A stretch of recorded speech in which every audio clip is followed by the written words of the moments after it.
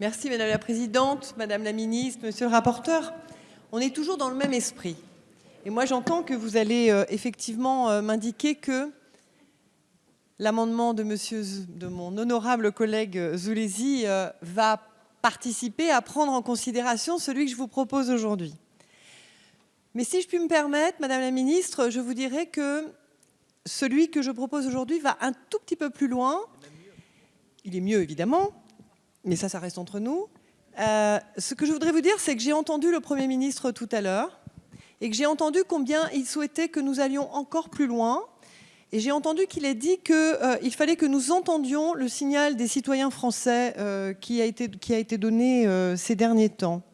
Alors ce présent amendement propose la création d'un dispositif incitatif à l'image de ce que propose M. Zulesi dans son amendement, pour que les salariés et les employeurs puissent accélérer le développement du vélo pour les trajets domicile-travail.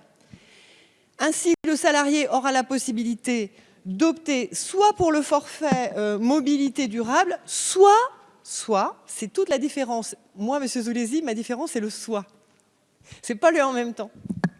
Soit pour une aide à l'acquisition d'un vélo. Les deux options étant cumulables du fait de la prime transport.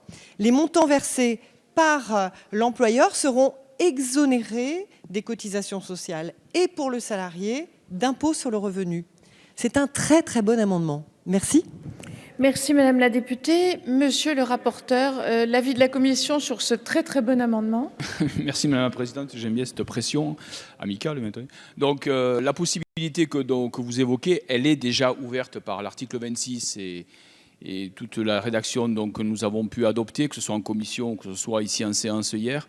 Donc la prise en charge des frais liés à l'utilisation d'un cycle sans plus de précision a été donc évoqué, et donc le cas de la location avec option d'achat que vous évoquez ce soir peut faire partie donc de ce que l'on va retrouver dans le texte réglementaire de mise en œuvre de l'article 26.